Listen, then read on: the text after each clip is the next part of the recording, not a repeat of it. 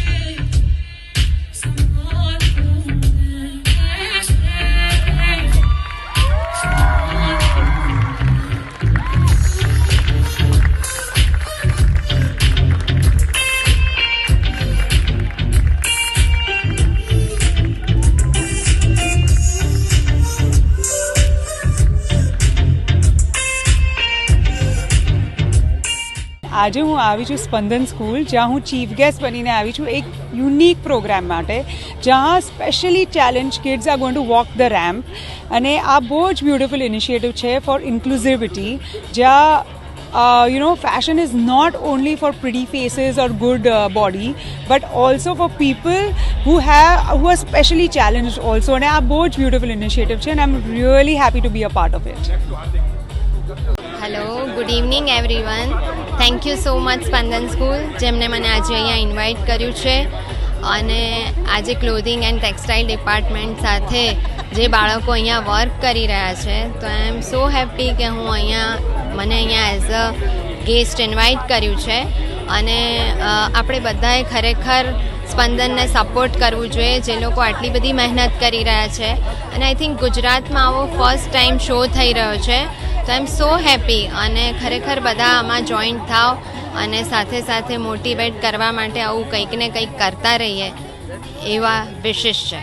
All the best. Thank you so much. Bureau report, nation plus news, Vadodara. સમાચારોના સતત update માટે nation plus ન્યૂઝના YouTube ચેનલને subscribe કરો, બેલ આઇકન દબાવો અને ફોલો કરો ઇન્સ્ટાગ્રામ, ફેસબુક અને ટ્વિટર પર.